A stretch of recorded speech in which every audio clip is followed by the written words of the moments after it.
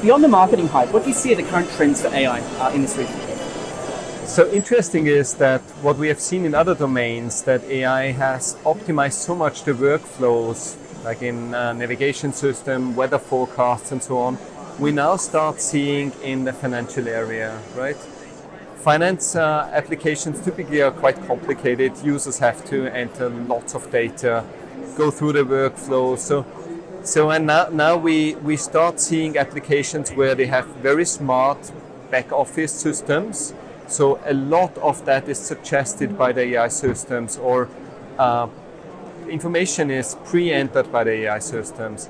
So how we see that in SmartStream is we are trying to bring our applications to a much easier accessibility of users, so they can use our applications like a navigation system. Just enter where they want to go, press go, and the application does the smart things. As I see it, many firms see AI as a mashup of promising technologies. From your perspective, how do we move AI beyond a promising tech or the pilot program to going live within institutions?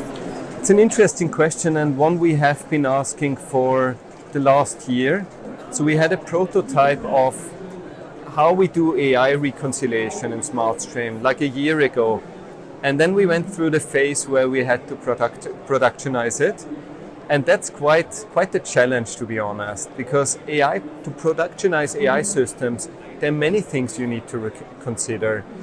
For example, if you have an AI system in production, when you have a support case, the system continuously has learned, and when you look at the support call, the information you look at might be different to the one that the user has experienced. So you have to consider many things when you productionize a software that has AI and machine learning built into it.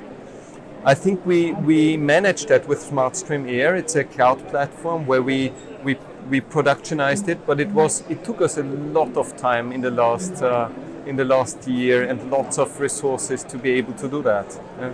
So, getting it, a number of firms around the world are looking into AI. How are you finding adoption here in Asia? So Asia is very much a place where it's about digital payment. So we have high transaction volumes, low amounts. Looking at that, AI and machine learning is the perfect fit to that, because humans cannot any way process those amounts of data, right? So if you look at fraud detection in the reconciliation space, in the cash and liquidity space, you need very automated tools to process that data. So in Asia, we find the typical market where machine learning and AI is so much needed. Yeah. Now, as I understand, there are a number of different approaches towards AI. What is the approach that you and the team at SmartStream are taking, and what sets you guys apart? Yeah, there are many different approaches, that's correct. And so typically we say there's a black box approach and white box approach. Here in Singapore, it's very important to be compliant to the regulators.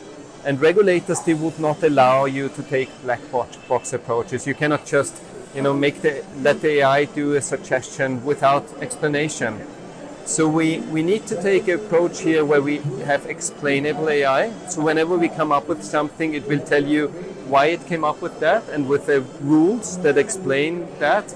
So that's a very important topic to look at. So what you're saying is the approach towards AI is not necessarily dictated by the institutions themselves, but more by the regulators in this part of the world?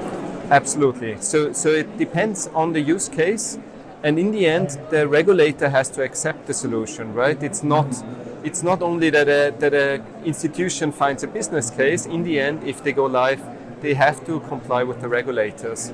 And if you look at what regulators would accept, it's only a certain number of technologies. Basically, it's what we call white box AI, which are explainable. But how does this compare to the rest of the world then? So we see in some countries that they are more business case focused.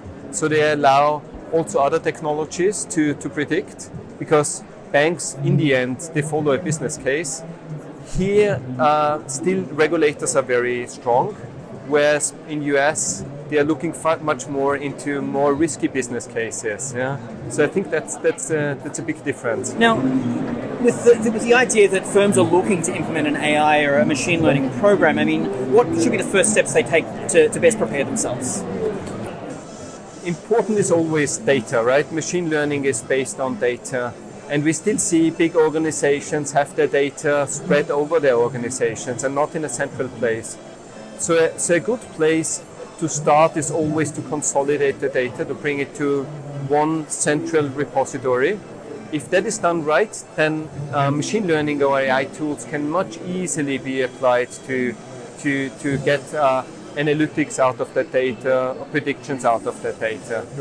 And there we go. There's the future of AI and machine learning from perspectives of SmartStream here at the FinTech Festival in Singapore in 2019. To learn more, please visit smartstream-stp.com. I'm Brad McLean. Andreas, thank you for joining us today. Thank you. Thank you.